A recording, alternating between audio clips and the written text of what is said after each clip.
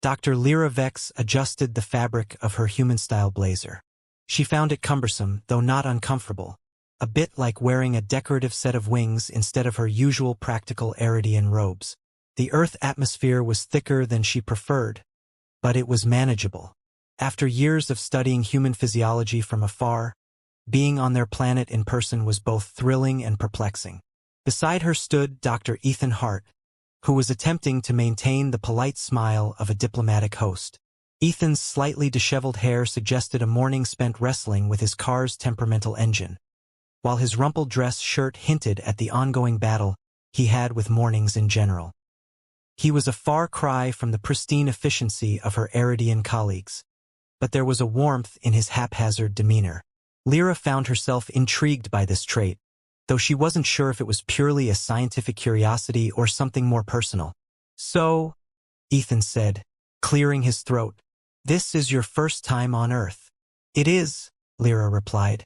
Her voice was calm and measured, her words clipped just slightly by her Aridian accent. "I have studied many human behaviors through your media and cultural archives, but experiencing them in person will provide new insights." "I'm sure it will," Ethan said, nodding. "We're pretty different from Meridians, right? Like, you've got the—" He gestured vaguely at her smooth, iridescent hair and the subtle shimmer of her skin. "And your society is more structured, isn't it?" Lyra inclined her head. "Your species often chooses the word structured. I have also heard rigid, formal, and cold. We value efficiency and directness. Emotional displays are considered unnecessary. Yet humans—" She let the sentence hang, as if the continuation were so obvious it needed no further explanation. "Humans are a bit of a mess," Ethan said, grinning. "We run on caffeine, take naps at all the wrong times, and we're not exactly predictable. But that's what makes life interesting." Lyra tilted her head. "Do you find your species' unpredictability advantageous?" Ethan shrugged. "Sometimes it's a pain, but it also keeps us flexible. We figure things out as we go. We adapt. Like this morning, when my car broke down. Again. I ended up catching a ride with a neighbor. Made me a little late, sure, but we got to chat. It's those little things, you know?" Lyra studied his expression, noting the subtle shift in his posture as he spoke. There was something energizing about his tone, an undercurrent of amusement and— what was that word again? Joy. "This adaptability fascinates me," she said. "I would like to observe more examples of it during my time here." "You'll get plenty," Ethan assured her. "Speaking of which, I'm supposed to show you around the anthropology department today. And then we've got a welcome lunch. Sound good?" She gave a small nod. "I will follow your guidance." As they walked through the campus grounds, Lyra observed the humans around her. Some were rushing with purpose. Others lingered, chatting in groups or enjoying the autumn sun. The environment felt alive, though she knew that wasn't an accurate descriptor. It was the people who made it feel that way. On Aridia, crowds gathered only for specific functions. Here, gatherings seemed more organic, less choreographed. "Do humans always congregate so informally?" she asked. Ethan glanced around. "Oh yeah, students hang out on the lawn, professors chat in the hallways. It's not a formal meeting every time. Sometimes it's just people being people." Lyra narrowed her eyes, considering the phrase. "People being people. Is that an explanation?" "It's a shorthand," Ethan said, chuckling. "Means we're just doing our thing, not following a script." "A shorthand," Lyra repeated. "Interesting." They entered the anthropology building, where Ethan introduced her to a few of his colleagues. Lyra noted the varied ways they greeted her. Some extended hands, some nodded, others offered small smiles. Each interaction provided another data point. Ethan's mannerisms became more relaxed in familiar company.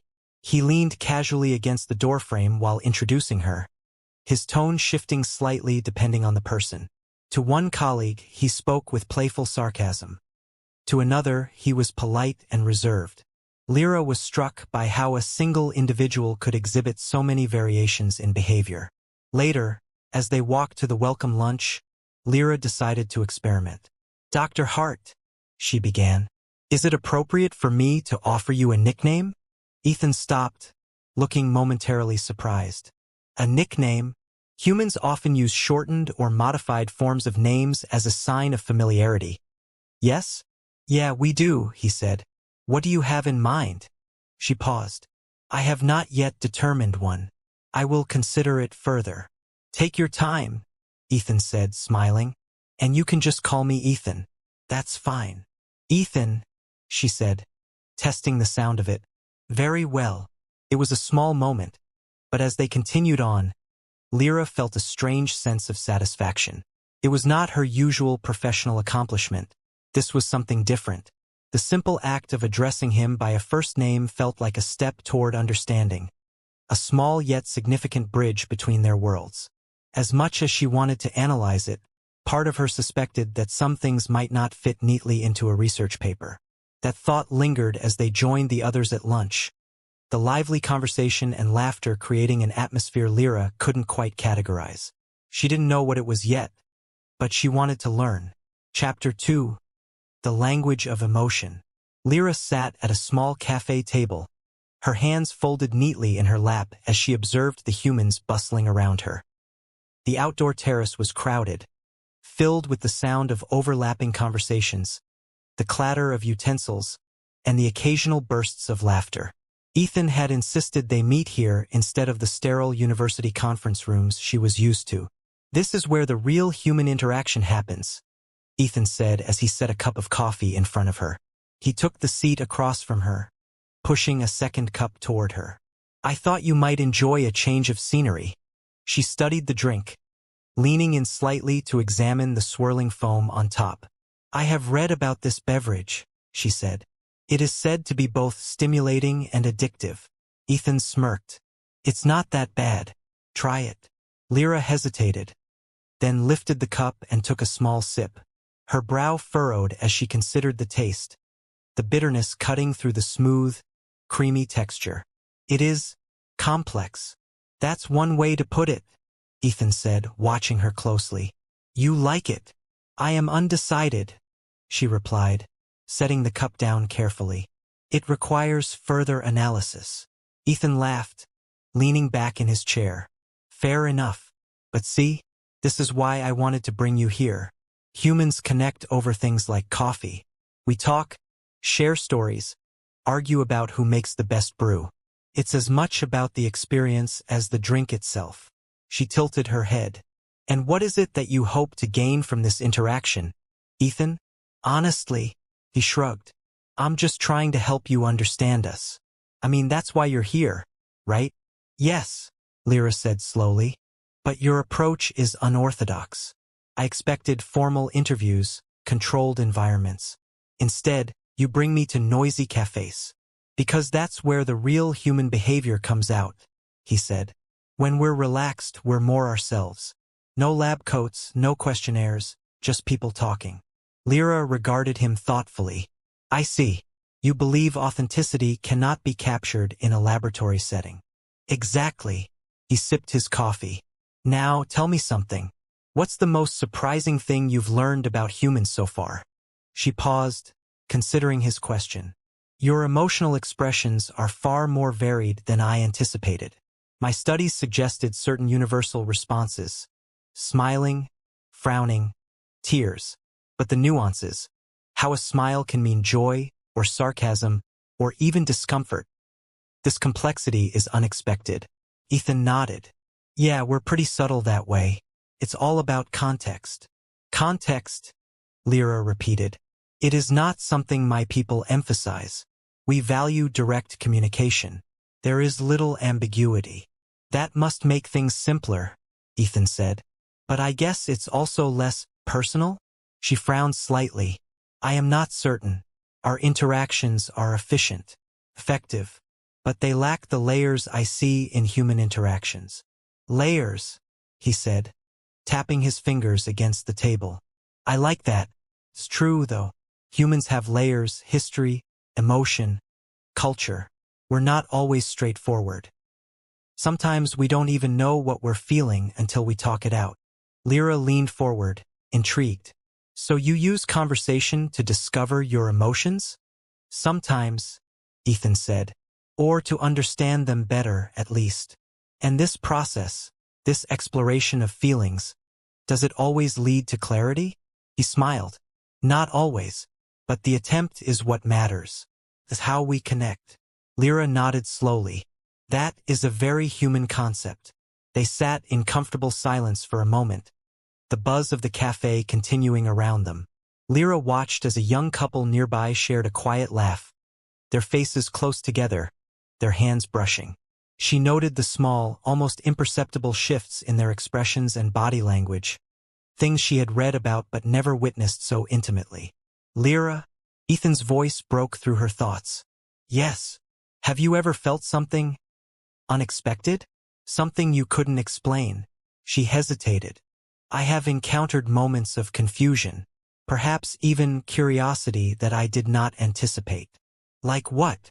She glanced at him, her gaze steady. Like this moment, sitting here with you. Ethan blinked, taken aback. I didn't realize I was that confusing. It is not confusion in the negative sense, she clarified. It is more intrigue. I do not fully understand your approach, yet I find it engaging. He smiled again, this time softer. I'll take that as a compliment. Do humans always interpret compliments so readily? She asked. Depends on the person, Ethan said. But I think you're starting to get the hang of it. Lyra tilted her head. Perhaps, but it will require further observation. He chuckled, lifting his cup. Well, cheers to that. She hesitated before raising her own cup, mimicking the gesture. Cheers. They clinked their cups lightly, and as Lyra took another sip of the bitter, complex drink, she realized that this experiment, if it could even still be called that, was beginning to feel less like work and more like something she couldn't quite name. Chapter 3, Closer Encounters. A crackle of thunder rumbled through the air as dark clouds loomed over the city skyline. Lyra glanced up from the steps of the museum, her Eridian eyes narrowing at the swirling gray mass overhead. This is common here, right? She asked. These sudden shifts in weather? Yep, Ethan replied, gripping the strap of his satchel as the first drops of rain began to fall. Welcome to Earth, where every forecast is a coin toss. She tilted her head. Coin toss? I am unfamiliar with that term. It's like saying the outcome is random, Ethan explained, holding out a hand to test the rain. Let's get inside before it really comes down. They hustled up the marble steps and into the museum's grand foyer. The heavy wooden doors closed behind them with a muffled thud, shutting out the burgeoning storm. Lyra took a moment to adjust to the dim, echoing space. Towering sculptures and intricate carvings lined the walls, while the vaulted ceiling loomed high above. Still with me? Ethan asked, brushing raindrops from his jacket. Yes, Lyra replied, her attention shifting to the nearest exhibit. A series of ancient tools and weapons rested under glass, each labeled with neat placards describing their origin and purpose. She leaned in, studying a chipped stone blade. Primitive technology. Functional, yet unrefined. Ethan stepped beside her. It's kind of amazing, isn't it? We went from making stone tools to launching satellites in just a few thousand years. Your species' capacity for innovation is remarkable, she admitted. Although your methods often seem chaotic. He grinned. That's part of the charm. Lyra looked up at him, her pale, opalescent eyes reflecting the soft overhead lights. You find chaos charming? Sometimes. It's what keeps things interesting. They continued through the exhibit, Lyra absorbing each artifact with a mix of fascination and skepticism. Ethan would occasionally pause to explain something.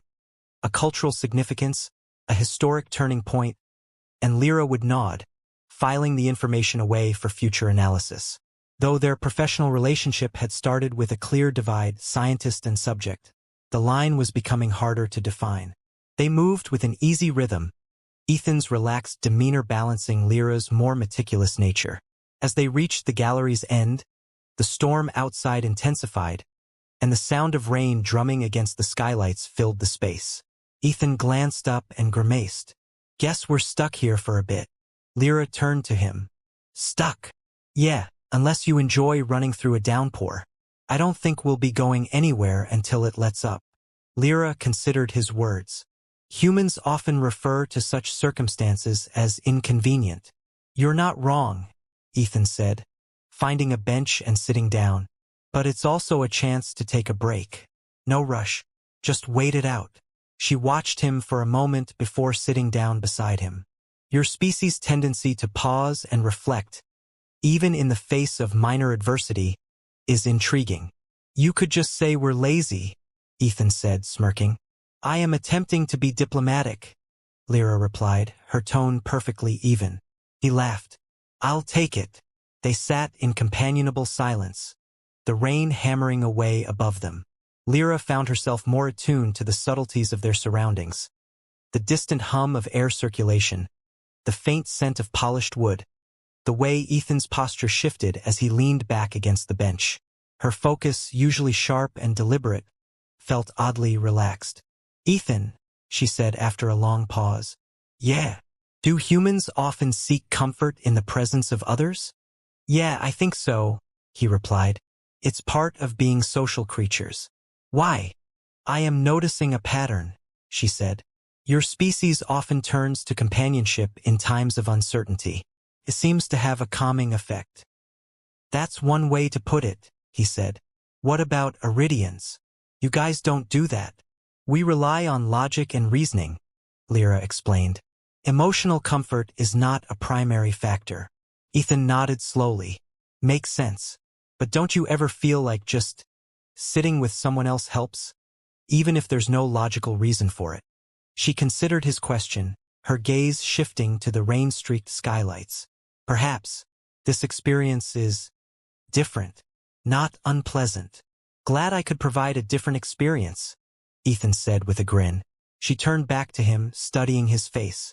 There was something about the curve of his smile, the glint in his eyes, that felt more than just unfamiliar.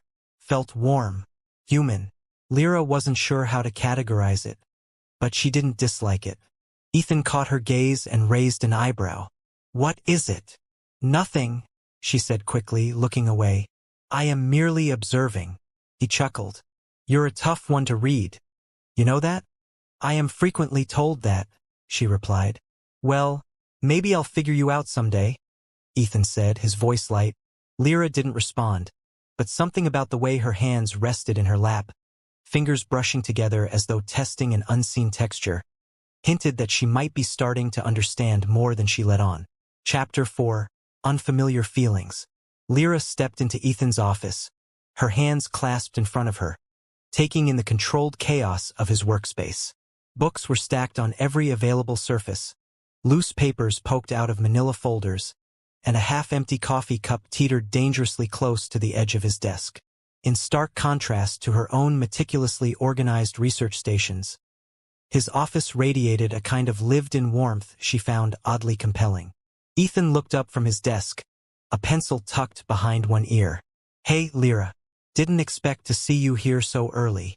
I completed my morning observation round ahead of schedule, she said. It seemed an efficient use of time to continue our discussion on emotional expressions. Sure, let me just clear some space. He swept a few papers onto a side table and gestured for her to sit. There. Now we're good. Lyra lowered herself into the chair opposite him, carefully arranging her posture. I have been reviewing our prior data, specifically the instances you referred to as surprise, affection, and amusement. I find that human emotional states often overlap, making them difficult to classify. Your expressions rarely align with one singular category. Yeah, that sounds about right, Ethan said, leaning back and folding his arms. Emotions are messy. They're not like math. You don't get one clean answer. I would not describe them as messy, Lyra said thoughtfully. They are simply nuanced. He smiled. Okay, nuanced. So what's been bugging you? Something specific. Lyra hesitated. The way certain expressions change depending on context is still perplexing. For instance, a smile can signify amusement, yet it can also be used to convey discomfort or conceal anger. How is one meant to differentiate without a direct verbal cue? Well, that's where you get into reading body language, tone of voice, stuff like that, Ethan said. It's all about the details. I have studied these details, Lyra said, frowning slightly. But their inconsistency remains an obstacle. That's just how it goes, Ethan replied. You can't always nail down an exact meaning. Sometimes you just have to feel it out. Feel it out, Lyra repeated. Another phrase I find intriguing. You suggest relying on intuition rather than analysis.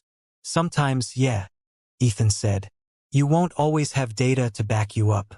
You just sense what's going on. It's not perfect, but it works most of the time. Lyra tilted her head, considering his words. This approach is unconventional. Ethan chuckled. That's one way to put it. But you've been here long enough to see that humans don't always stick to conventions. Indeed, she said. Your species displays a remarkable flexibility, which is both frustrating and fascinating. Ethan leaned forward slightly, his tone more serious. Is it frustrating because you can't figure it out? Or because you're starting to feel things you don't understand? She blinked at him, caught off guard.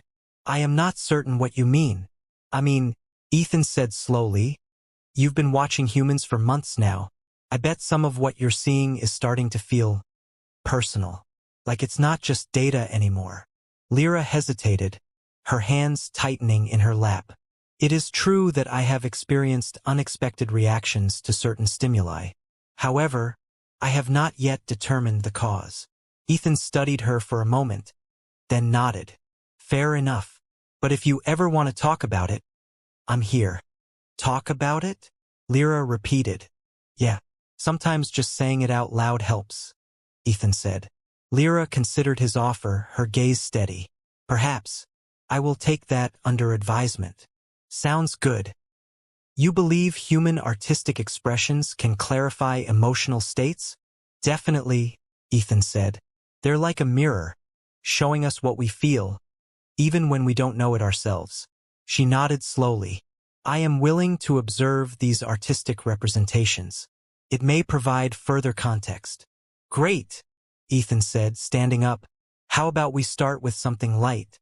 Maybe a comedy. It's a good way to see amusement in action. Very well, Lyra said, rising to join him. Lead the way. Chapter 5.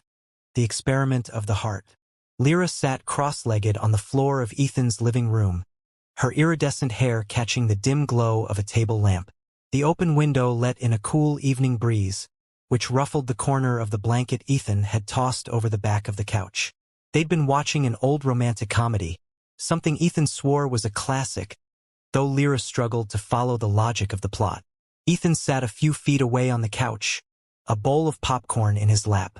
So, he said, what do you think? Lyra tilted her head.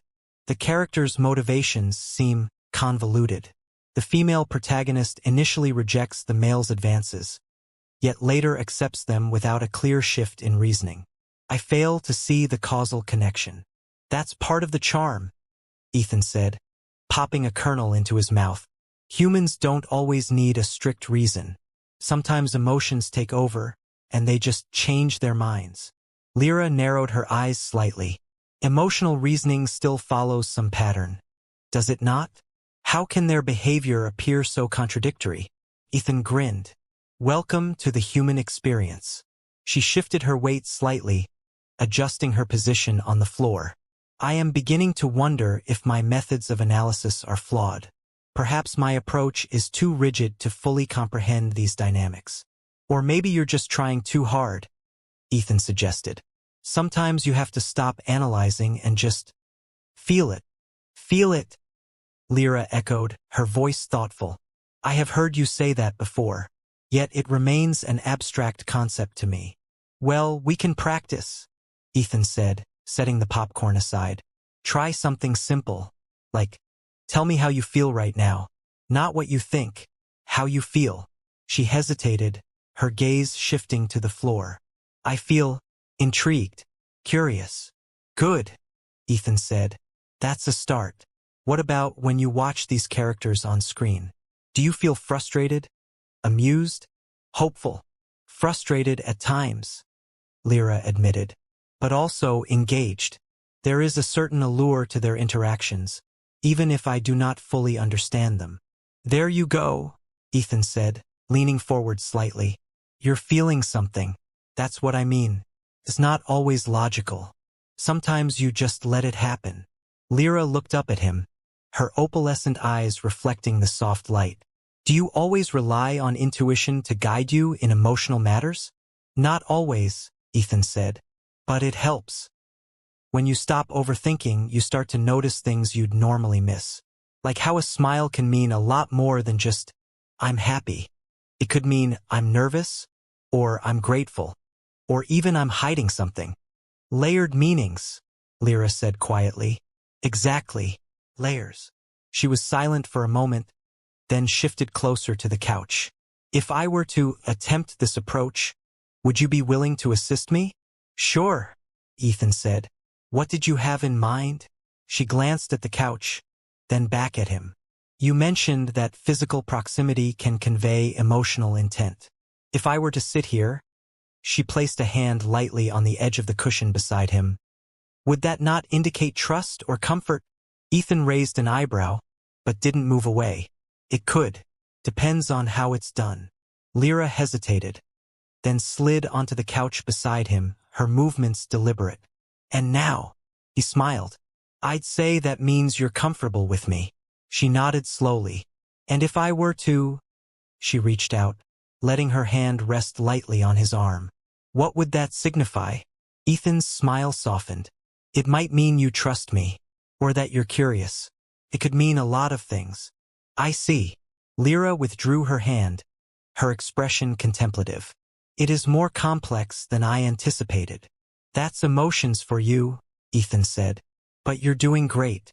The fact that you're willing to explore this means you're already learning. She turned to him, her gaze steady. Do you believe I can truly understand your species' emotional depth? Ethan nodded. I think you've already started to. You're not just observing anymore. You're experiencing. That's the key. Lyra was quiet for a long moment. Then, with a small, almost hesitant smile, she said, Thank you, Ethan. Your guidance is appreciated. Any time, he said, leaning back and reaching for the popcorn. And hey, we can keep practicing. Maybe next time we watch something, we'll pick a drama. You'll really get a crash course in emotional complexity. I would like that, Lyra said. For the first time since she'd begun her study of humans, she felt something she couldn't quite name. Something warm and light, like a spark igniting inside her. And for once, she decided not to analyze it. Chapter 6. Confessions. The lab was unusually quiet. The hum of the ventilation system, the only sound filling the space.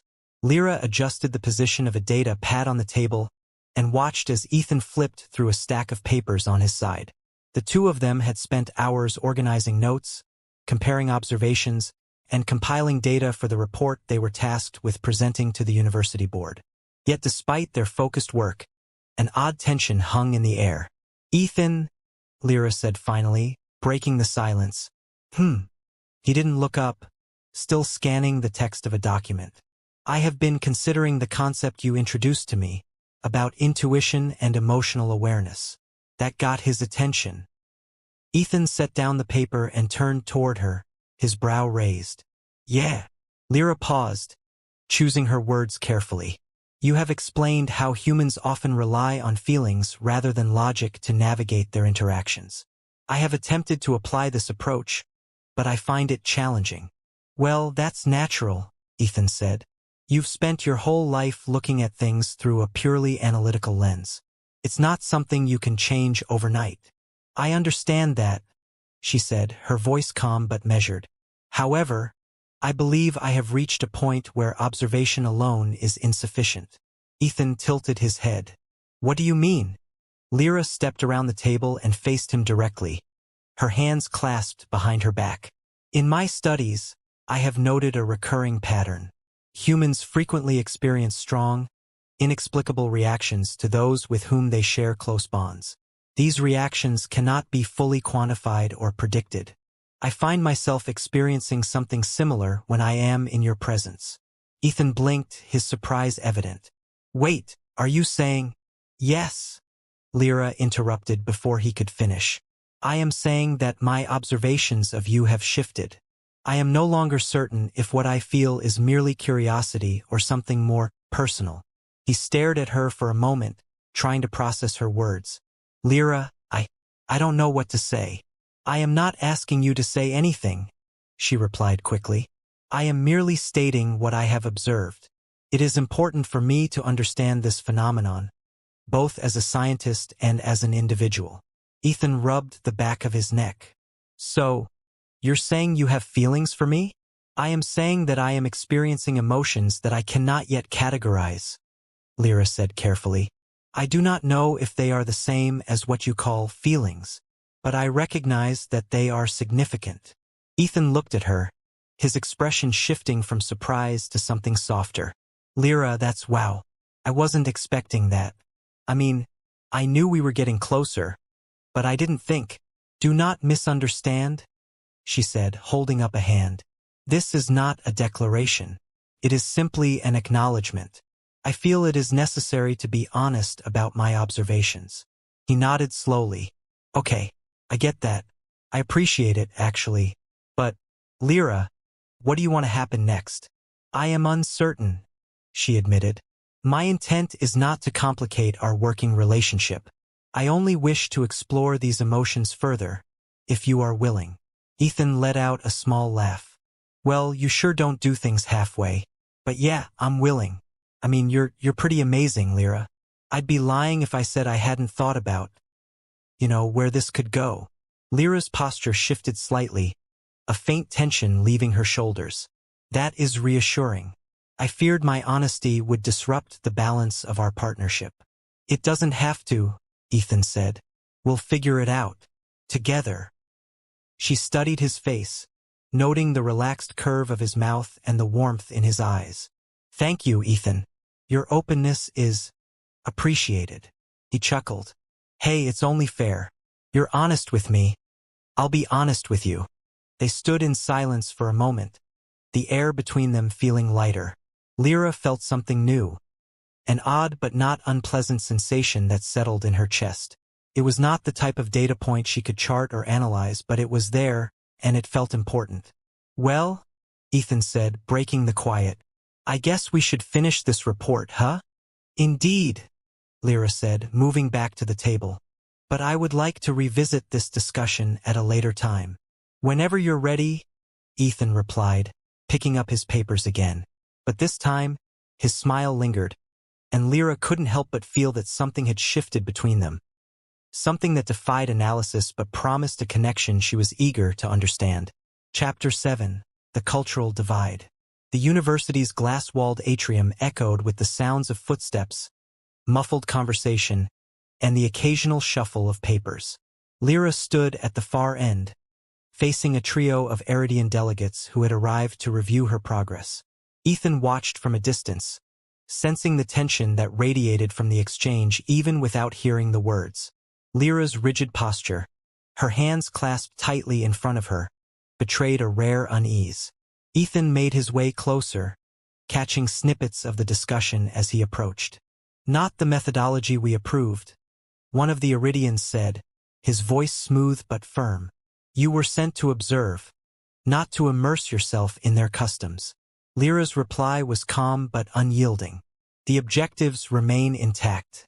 My methods have evolved to align with the complexity of human behavior. It is a logical adjustment. Logical? The delegate repeated, narrowing his eyes. It sounds more like a deviation. Ethan stepped forward. Hey, everything okay here? The Eridian turned toward him, his expression unreadable. This is an internal matter, Dr. Hart. Lyra glanced at Ethan, then back at her colleagues. Ethan's input is valuable. He has provided critical insights. Ethan crossed his arms, leaning slightly to one side. Look, I don't mean to intrude, but I can vouch for Lyra's work. She's done an incredible job adapting to a subject that's hard to pin down. If she hadn't changed her approach, she wouldn't have learned half of what she has. The delegate regarded Ethan coolly, then turned back to Lyra. You were not authorized to adapt. This is not a human-led study. Ethan raised an eyebrow. But it is a study of humans. Isn't that the whole point? Ethan, Lyra said, her voice gentle but firm. I appreciate your support, but I must handle this. He hesitated, then nodded, stepping back but remaining close enough to listen. Lyra turned to the Iridians. You sent me to understand humans. I am doing exactly that. Their emotions, their culture, their unpredictability, none of it fits within rigid parameters. My methodology has expanded because it must. The delegate frowned. You are becoming too involved. I am learning, Lyra corrected, and the results are more thorough than any sterile observation could provide. The delegates exchanged glances. One of them, a woman with silver streaks running through her dark hair, finally spoke. The council will not be pleased. You risk compromising the neutrality of your data. My data is more complete than it has ever been, Lyra replied, her tone unwavering. If the council is truly committed to understanding humans, they will see the value in what I have done. The male delegate opened his mouth to respond, but the woman raised a hand. Enough. We will report back, but know this. If you continue down this path, you may be asked to terminate your assignment early. Lyra held her ground, her expression calm. I understand. With that, the Iridians turned and left, their departure as controlled and deliberate as their arrival. The atrium grew quieter as their footsteps faded. Ethan stepped up to Lyra. What was that about? She glanced at him, her expression unreadable. They believe I have diverged from my mission parameters. Because you're actually doing the job right? Ethan asked, his tone sharp. They see my approach as a deviation, Lyra said. A lack of objectivity. Objectivity? Ethan shook his head. If you're studying humans, you need to be flexible. Emotions aren't black and white. Your people don't see that. They are cautious, Lyra replied carefully. They value consistency and control. The human experience is neither. Exactly, Ethan said. That's what makes this work so important. Lyra looked at him, her gaze softening. Thank you, Ethan. Your perspective is always grounding. Anytime, he said with a small smile. You're not in this alone. I know, she said quietly, and for the first time since the delegates had arrived, her shoulders relaxed. Chapter 8, Unity in Diversity. The Intergalactic Conference was in full swing, the Grand Hall alive with delegates from dozens of species, each dressed in the formal attire of their respective worlds. The room hummed with the low murmur of translated conversations and the occasional burst of applause as speakers finished their presentations. Lyra and Ethan stood side by side near the entrance, watching as a tall, insectoid diplomat concluded a talk on sustainable planetary infrastructure. Ethan adjusted his tie, a human formality he rarely adhered to, while Lyra smoothed her shimmering Aridian garment, its soft, glowing fabric a stark contrast to Ethan's muted gray suit. Ready for this? Ethan asked, glancing at her. Preparedness is not the issue, Lyra said, her voice calm. It is the reception of our findings that remains uncertain. Ethan nodded. Well, no one else here has worked as closely with humans and Iridians together as we have. I think they'll be interested in what we have to say. Interest is not the same as acceptance, Lyra replied. However, it is a necessary step. He gave her a reassuring smile. One step at a time, right? She tilted her head slightly, a gesture he had come to recognize as her version of a thoughtful nod. Indeed, their turn came quickly. As they approached the stage, the overhead lights shifted, casting a pale, golden glow over the podium. The murmur of the crowd softened, and the translator devices adjusted to broadcast their speech in the dozens of languages represented in the room. Ethan spoke first, his voice steady and clear. Thank you all for gathering here today. Over the past several months, Dr. Vex and I have collaborated on a study that goes beyond the traditional boundaries of academic research. We have explored not just the mechanics of our respective species' behaviors, but the deeper, more intricate threads that connect us as sentient beings. He gestured to Lyra, who stepped forward with her usual measured grace. Our research began as a formal analysis of human and Eridian interactions, but it evolved into something more meaningful. By combining my knowledge of human anthropology with Dr. Hart's perspective and cultural insights, we have uncovered patterns that may serve as a foundation for future cooperation between our worlds. Ethan continued, what started as a strictly observational project turned into a mutual exchange. Through our work, we've come to understand that our differences, our varied approaches to communication, emotion, and logic are not obstacles. They're opportunities to grow and learn from one another. Lyra nodded slightly before speaking again. The process was not without its challenges. Our methods were questioned, and our findings initially met resistance. However, it became clear that in order to fully understand each other, we needed to move beyond rigid structures. We had to embrace the unpredictability of human behavior and the deliberate precision of Eridian reasoning. Ethan took over once more. The result was more than a series of data points.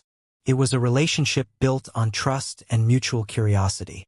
We've seen firsthand that even small gestures, a shared meal, an honest conversation, a moment of quiet understanding, can bridge the most profound divides. Lyra's gaze swept over the audience as she spoke again. We propose that further research be conducted in this manner, collaborative, flexible, and open to the unexpected. By continuing to work together, we can create a deeper, more authentic understanding of each other's cultures and values. Ethan finished with a confident smile. And by doing so, we take a step toward a future where our worlds don't just coexist, they thrive together. The room was silent for a moment before a wave of applause spread through the crowd. Delegates from different corners of the galaxy exchanged nods and whispered comments. Some even approached one another, sparked by the very idea Ethan and Lyra had presented.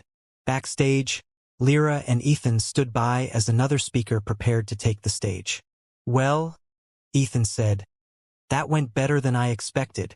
Lyra glanced at him, her expression unreadable at first. But then, a small smile curved her lips. It is a promising start. Promising? Ethan echoed with a grin. That's a good word for it. As the next presenter began, Lyra turned to Ethan. We should continue to monitor the responses to our findings. It will be interesting to see how this framework develops. Absolutely, he agreed. But for now, let's take a moment to appreciate what we've done. It's not every day you get to present a project that might actually change things. Lyra considered this, then gave a slight nod. A moment of reflection is appropriate. They moved off the stage, blending into the crowd as the conference carried on. While others exchanged business cards and arranged meetings, Lyra and Ethan stood together, quietly observing the way delegates from vastly different cultures began to talk, laugh, and even share drinks. It was a small but unmistakable sign that their work was already making a difference. For Lyra, it was another layer of understanding. For Ethan, it was confirmation that their partnership mattered. And for both of them, it was the beginning of something that felt uniquely theirs.